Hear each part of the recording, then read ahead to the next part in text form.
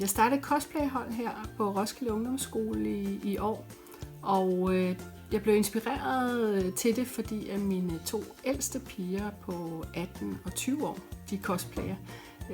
Og de er faktisk også med til at organisere en af de helt store conventions her i Danmark, der hedder J-Pop-Con, som beskæftiger sig sådan med japansk popkultur. Jeg besluttede mig for at foreslå ledelsen på ungdomsskolen og starte sådan et cosplayhold, fordi at jeg er uddannet tilskærer og har arbejdet med design og syning i mange år af mit liv. Så jeg har den her interesse for at sy. Det er noget, jeg brænder for.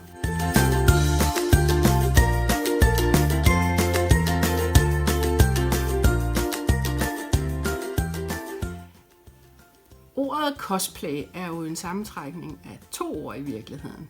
Altså cos, som kommer fra costume, og så play, som kommer af, at man spiller noget, altså som i teater. Så ordet cosplay, det betyder, at man er klædt ud som en figur, og man spiller også den figur. På cosplayholdet her på Sankt Jørgensskolen, der er der 16, der går på holdet, og de er sådan mellem 13, tror jeg, og 20-21 år. Og jeg synes, stemningen er sindssygt god. Altså, alle på holdet er meget interesseret i både det her med cosplay, men også sådan mere generelt i japansk popkultur, i mangaer og sådan noget. Man kan cosplaye rigtig mange forskellige figurer, når man arbejder med cosplay.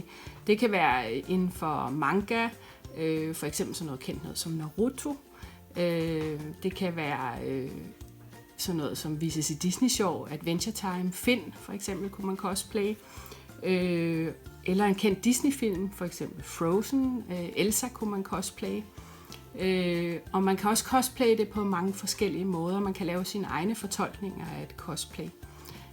Sådan så man også selv kan bestemme sværhedsgraden, for det er klart, jeg tror Elsas kjole er helt overdået, ikke? Men det kan godt være, at man kan lave en mere simpel version.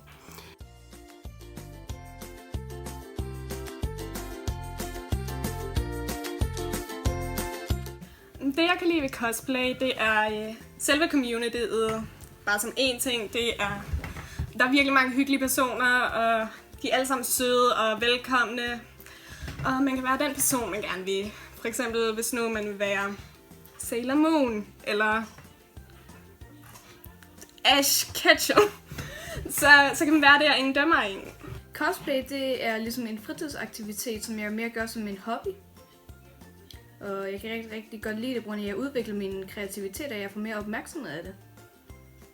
Cosplay for mig er en måde, hvorpå jeg kan være en anden i en kort stund, og bare få lov til at gå amok og lave de ting, som man måske ikke helt tør til hverdagen. Altså, tør man begive sig ud i København som klædt som en gut? Ikke helt.